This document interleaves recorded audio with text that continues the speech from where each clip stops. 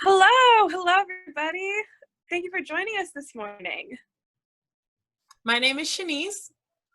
And my name's Nora, and I'm one of Women Helping Women's campus-based advocates at the University of Cincinnati. And hopefully we are kind of here to inform you guys about what Women Helping Women does, a little bit of what we do specifically on campus for those who are faculty, staff, or students that are at UC. And hopefully this is a very informative presentation for you. So we're just gonna jump right into it. So the first thing we wanted to share was a little bit more information about Women Helping Women as an agency, who we are, how we started. And so something that I always like to start our presentations with is talking about our name. So we're called Women Helping Women, and we work with people who experience gender-based violence of any type. But what's most important to know is that we don't only serve women. Our agency began in 1973 and the middle of second wave feminism, when it was really important that we were identifying ourselves as women. But we know then and we know now that anybody of any gender can experience sexual assault, domestic violence, dating violence, stalking, any of those gender-based violence crimes. So while our name is Women Helping Women, we do serve men, we serve non-binary people, any folks that are dealing with these issues. We bring support and resources there. So I wanted to tackle that on the front end. And so about us, we are here to prevent gender-based violence and empower all survivors. And we like to envision a world without any sort of gender-based violence. We serve a pretty wide range of areas in Southwest Ohio, including Hamilton, Butler, Brown, and Adams counties is where we do have advocates staffed to serve. And like I said, we started back in 1973, so we've been around for a while now and are just so excited to continue growing and trying to innovate for how we can better serve survivors. So we're just going to kind of run through a few definitions. While a lot of people have heard of either like rape, sexual assault, and domestic violence, there's still some sort of confusion around what those things actually are. So kind of starting off, the intimate partner violence, it reads a pattern of behavior where one partner uses physical, sexual, financial, and or emotional abuse to maintain power and control over their partner. So intimate partner violence is also known as IPV, can be shown in a few different ways. One example of, let's just say, financial power and control, an abuser could be withholding bank passwords from their significant other or their spouse, so that way the other person is forced to try to be like, hey, like I need money, and then that way they have that power control of saying no, you can't have any, or can limit of how much that person can get. So that's just like one way of financial, because I know that can be a little bit confusing, but how financially a person can withhold and be using that type of power control over that their other person, whether it's like I said, a significant other or family members, stuff like that. Yeah, I think that's a really good example, Shanice, because I think so many of us, when we hear domestic violence, our brain immediately goes to like a wife who has been physically abused by her husband. And that definitely happens, and we serve those people who experience that. But we know that intimate partner violence can be so much broader. And so, yeah, the financial abuse can be really debilitating for people, make it hard to be independent. And then I also think about the emotional abuse that people endure and how that can be a real barrier for people to feeling like they can leave and be independent on their own. So yeah, I think we try to think about how it's much bigger than how a lot of the world thinks about these issues. The next one here is sexual assault. And so that's an umbrella term that includes a variety of unwanted and or violating sexual contact.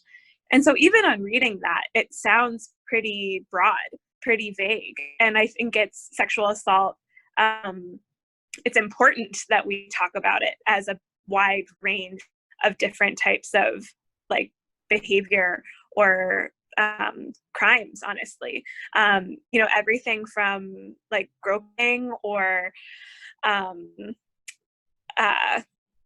touching or sexual contact of any kind counts as sexual assault. I think a lot of people think that very much like penetrative sex is the only thing that we can think of as sexual assault, but it can be a much broader definition. And I think we see that with a lot of our clients, that it's not just one thing.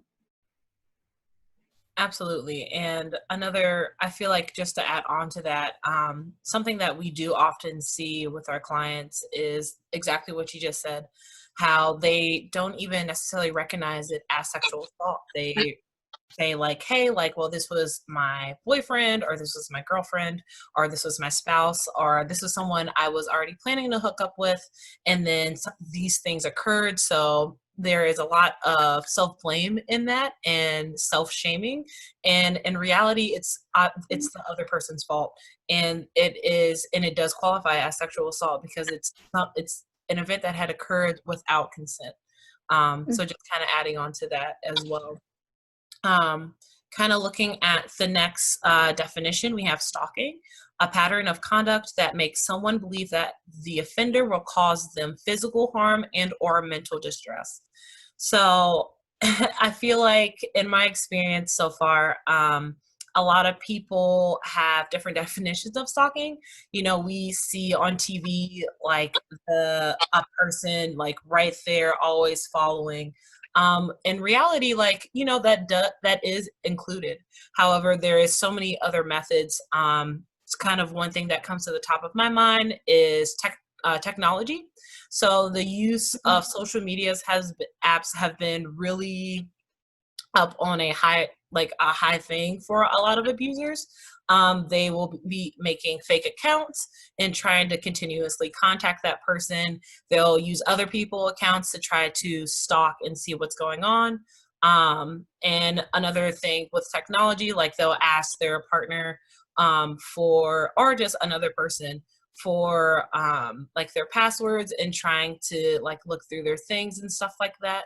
So all of these things is a pattern of, and kind of more so of red flags of someone trying to potentially stalk, and or that is something that could be escalated into something more. Yeah, I think those are really good points. And I think it's helpful for me to think through like what are some of the beliefs or like things we think of when we think of intimate partner violence and stalking and all of these crimes. And I think very much stalking, we think of like celebrities as being stalked, like, and different things like that. But what we know in reality is that very frequently a stalker is a former intimate partner, like is a current or former someone you're dating.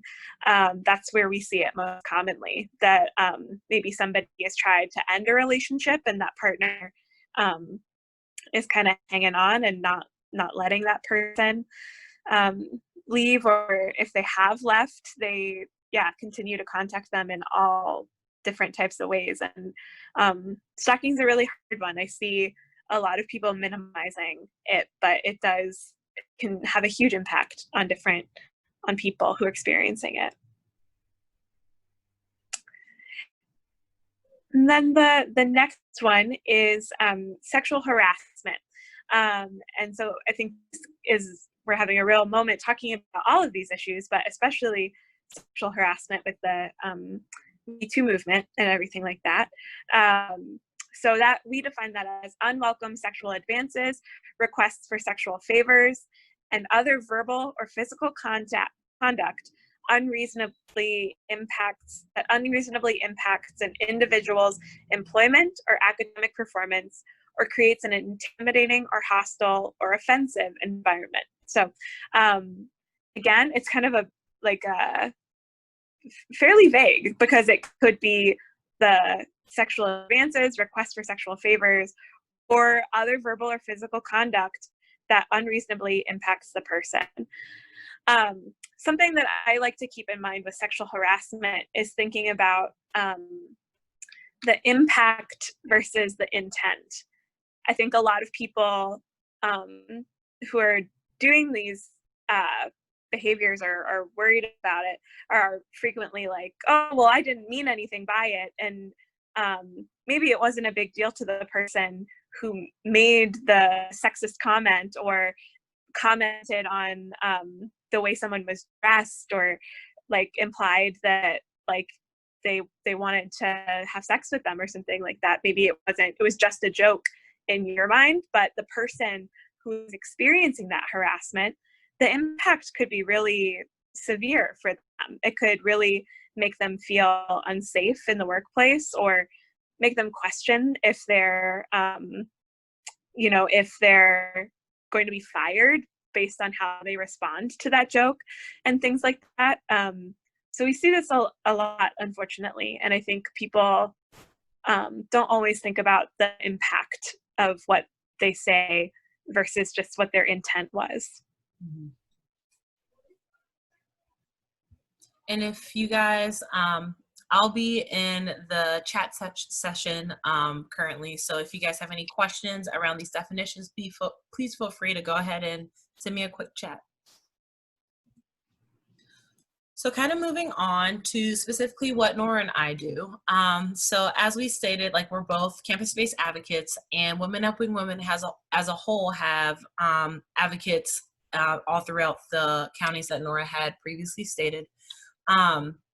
What we kind of do, as the definition shows, we help our clients by sharing resources, support, and exchanging information. And within the next slide, we'll kind of go into more detail about the services that we provide. However, things that we want to really reiterate about what we don't do. So a couple of things is like therapists and psychologists, attorney, medical professionals, police, and friends, and kind of breaking those down. So as an advocate, we cannot provide that in-depth sort of going into exactly what is going on and how do we fix those things in the moment. That is more of a role as a therapist. As an advocate, we are definitely here to hear those concerns, hear anything that a survivor wants to tell us, and then our job is also trying to get them to places such as therapy offices, trying to refer them to support groups, trying to get generalized coping mechanisms so that way they can try to help de-escalate themselves when they are in a crisis. Mm-hmm. Yeah. And I think important there is we're never going to be like giving somebody a PTSD diagnosis or like developing a treatment plan for how to deal with the symptoms that they're experiencing. That kind of goes in a lot of things. We're there for the immediate support information and connecting to other support, but we can't, do the treatment kind of piece of it. The next one there, attorney. So advocates, we can assist someone through a legal process. We can go to court with someone. We could be there with them to try and explain how to obtain a protection order, but we are not attorneys. We cannot give legal advice. We can't represent someone in court. We can never speak on someone's behalf in a courtroom or in a lot of other places. So that's a really important distinction. I think a lot of people, if they're going through a criminal justice process, that can be confusing, or we get a lot of questions from clients about like if they're filling out a civil protection order, like what should I say to the judge, and things like that. And I have to explain, like, I'm not able to, I'm not an attorney. I can't tell you what to say. This is what the question is. I know that the magistrate, is really wanting to hear your story and hear you hear about what your experience has been. And I'll be there in the room to offer some emotional support and be there in solidarity with you. So a little different from, not a lot different from how an attorney is thinking. And very similar, like we also aren't medical professionals. We do not have that sort of schooling and or licensure to give people medical advice. A lot of clients will come to us talking about like any type of like STDs or like pregnancies or anything, or even heavy mental illness. And so they'll come to us asking for advice of what they should do. And unfortunately, we cannot give them anything like, oh, you should take this, or we can't prescribe them anything. But what we can do is refer them to medical professionals and or try to ask them like, hey, like when's the last time you seen your doctor? Or hey, have you raised this concern with your doctor and stuff like that. Mm-hmm. Yeah. And so similarly, while we partner with and interact with the police fairly frequently in our work, we are not a part of the police. We are a separate entity completely. So if a survivor is thinking about reporting what happened to them to the police, we could say, these are some questions that an investigator might ask you. I can go with you to the interview, but we're not going to be, making arrests out there in the world, like tracking people down, doing the work that the police do. So yeah, that one's how we're kind of different there. And the last thing on our list is, it might seem a little silly, but it says friend. So within our role, it's really important to have that healthy working relationship between us and our clients. However, it's also important that when people are coming to our office that, we are here to check in, see how your day's going, like what's going on. But it's also important to know that as clients are coming in, it's really important to make that distinction, like, hey, like you've been talking about like how your day's been going and like kind of trying to catch me up on the gossip. And while we very much respect that and appreciate that, we are here to try to help serve you with whatever situation that you are currently in. So that might look like trying to assist them in getting academic accommodations or trying to get them connected with a lawyer. And but unfortunately, like we have to kind of draw that professional line in order to keep that healthy working relationship. And also, like, we'll encourage everybody to reach out to their friends, like, hey, how's your support system looking today? So just really important of making that distinction as well. And is there anything you would like to add, Miss Nora? I would just say that the thing that I really try to keep foremost in my mind when I'm doing this work is that, while we're not performing these very important jobs, we do collaborate with all of these different professions. And we kind of like are overarching trying to restore the survivor's power, because we know, like we talked about with all of those definitions, people have their control of themselves taken away. Oftentimes they have their autonomy taken away from them. And so I always try to think about, we're trying to restore that power and control. We're trying to help somebody get back to a space where they are the ones deciding what happens to them. So I want to be in the know about all of these different jobs so I can help somebody think through what's going to be right for me and what path do I need to take, and supporting them through whatever path is right for them. So that's kind of how I like to think of advocacy. Thank you. Mm-hmm. So as promised, we are going to go over some of the services that we provide here at Women Helping Women. So to kind of start off, Women Helping Women has the 24/7 hotline. As you can see, the number is displayed right there. While Nora and I and a lot of our other type of daytime staff work between 8:30 9 to 5, we do still offer support services throughout the night and on the weekends as well. And right now, our number can be called, texted, or if you wanted to log in through your phone or on a laptop, you are able to send us a quick message as well.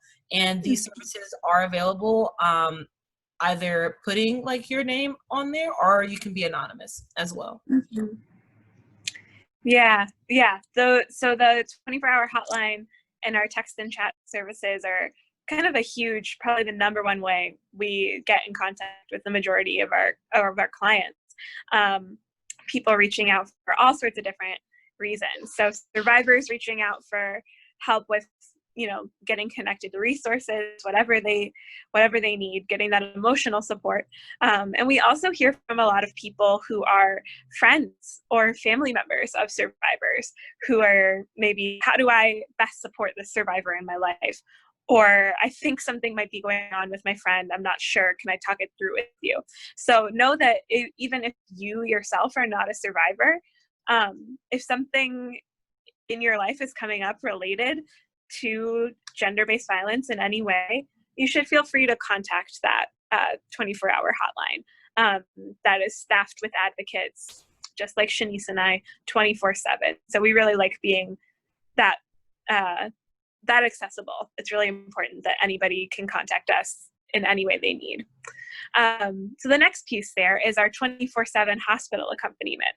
So in the 4 counties we work in, we do respond to emergency departments when somebody comes in and has experienced sexual assault or domestic violence.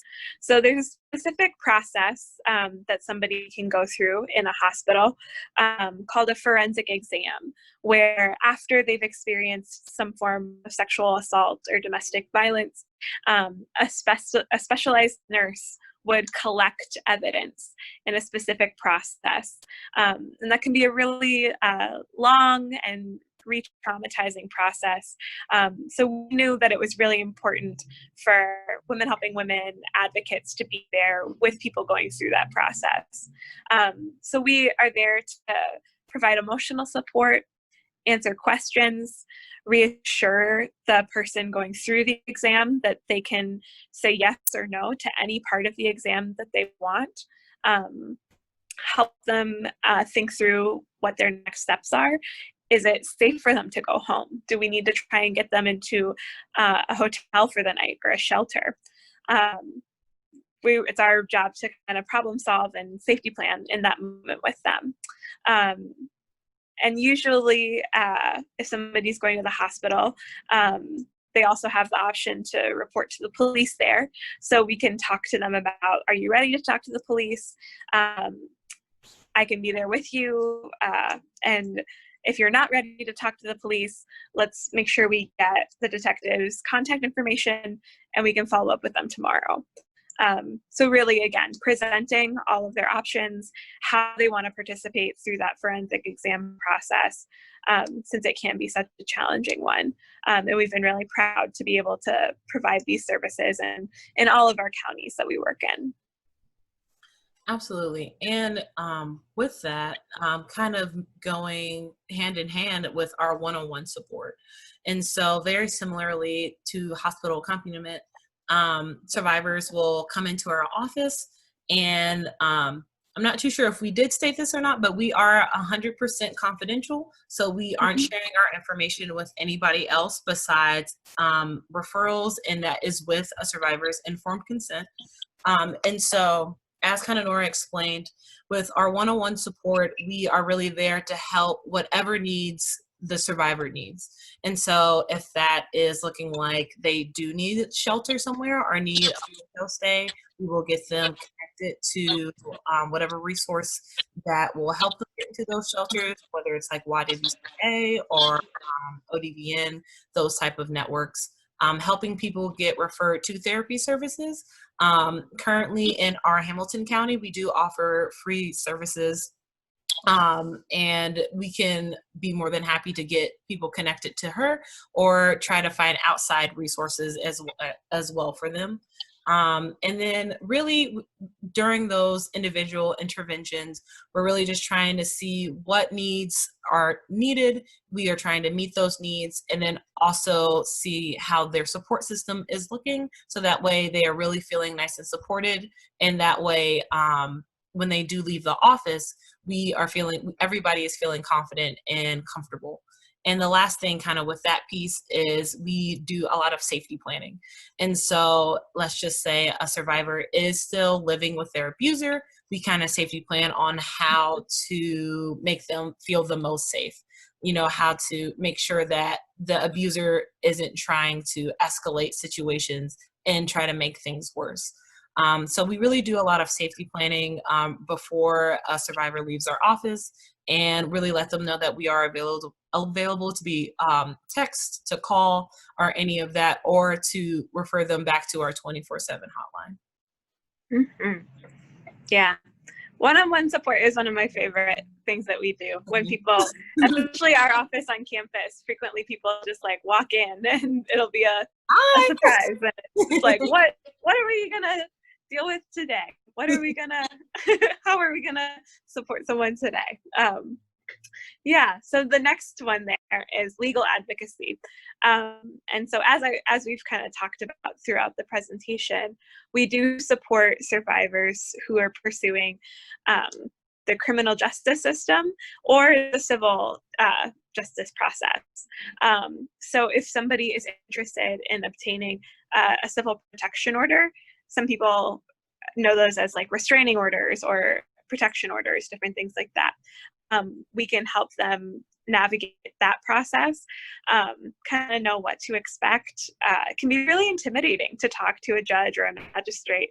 It's not something that, I would choose to do if I didn't have to for my job sometimes. So I think helping people feel a little bit more prepared and confident in that space is something we really do. And then the criminal process.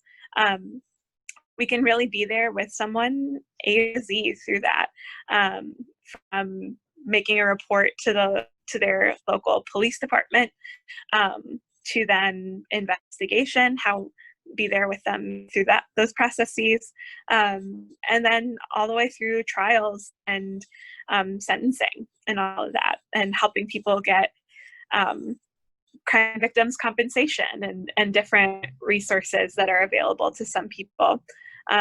That process, the criminal justice system, moves very slowly and can be really, really tiring for survivors and victims to pursue. And so we always want to make sure that we're giving them the support in following through with those things. Oh no, we're back. We had a short little break, but we're back on now, y'all.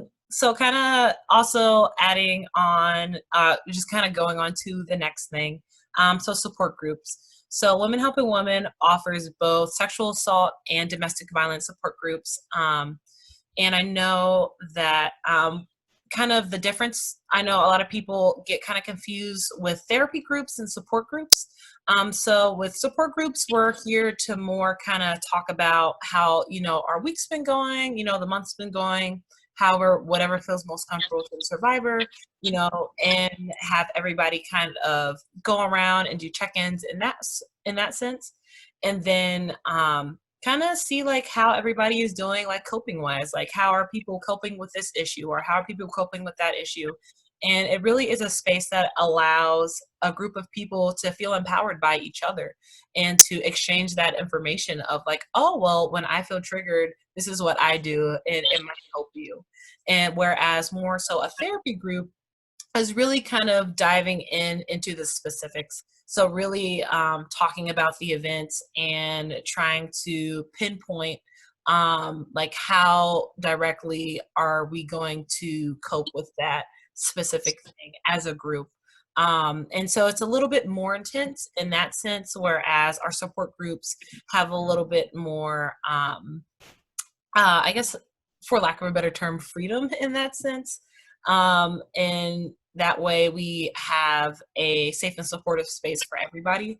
Normally, to be a part of one of the support groups, you would either, for me and Nora specifically, for our campus support groups, they would just give us a phone call and we would do a short intake with them. And then we would try to help them decide if that is the best fit for them or if something else is going to fit their needs more. Kind of the same way goes with our downtown office as well and Butler County. You kind of just give them a phone call, they'll do a short intake, and then they'll help see what best fits for that survivor. And so I didn't know if there's anything that I'm missing or if there's anything you want to add, Nora. I don't think so. I mean, again, support group is my other favorite thing that we do.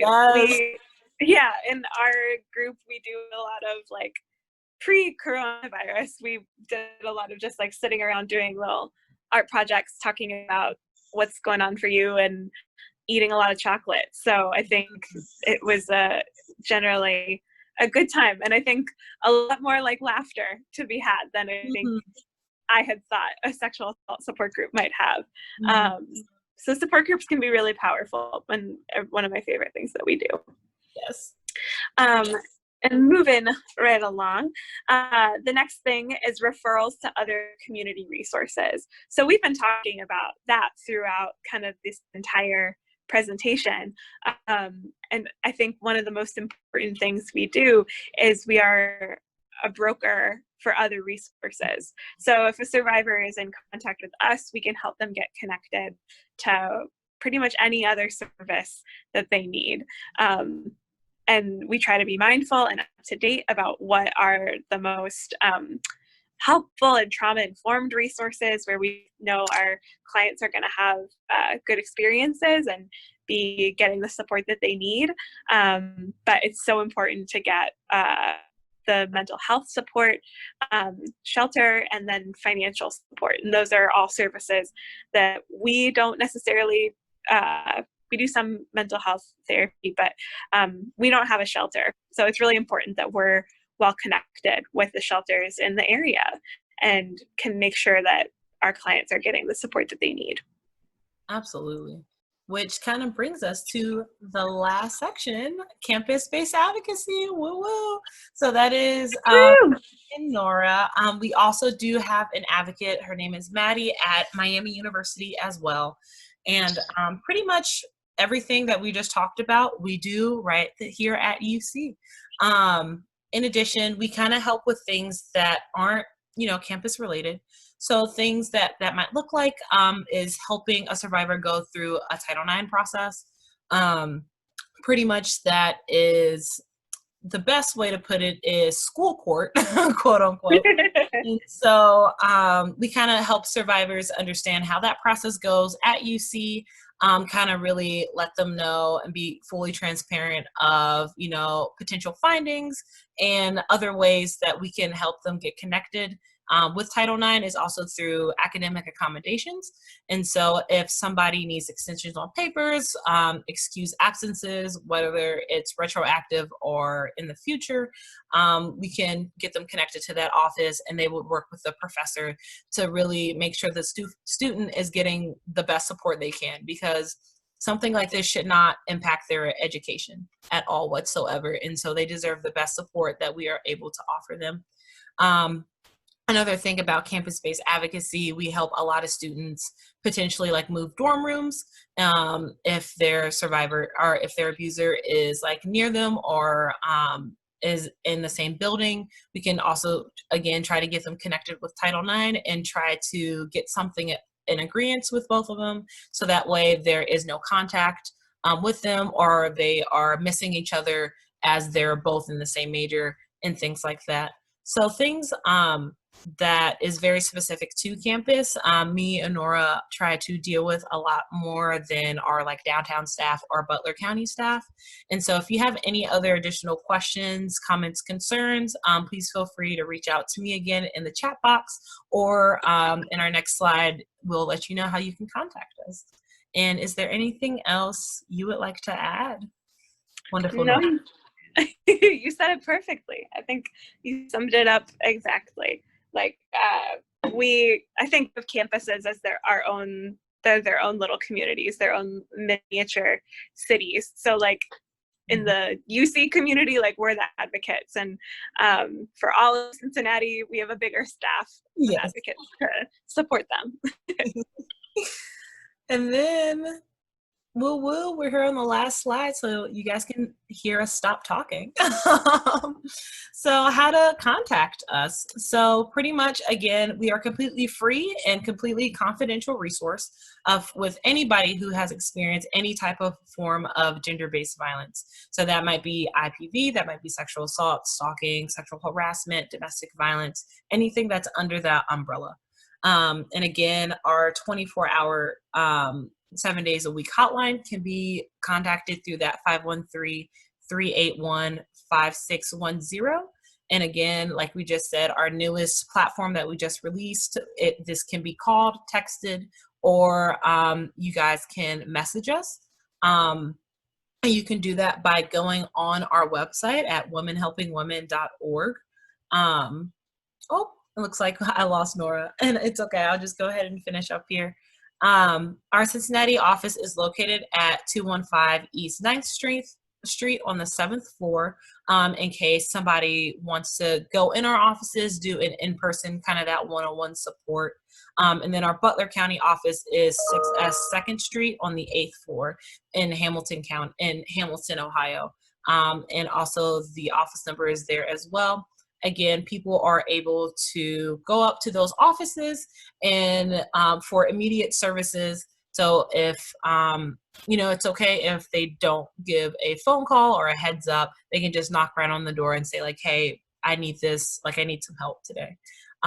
So with that being said, again, if you need to contact me or Nora, you can I'll leave my contact information in the chat box below and people can screenshot that. And I'll also leave my phone number and my email and pretty much my whole business card. Our office number is not available right now as we are currently working from home, but hopefully that should be changing within the next few months, cross fingers.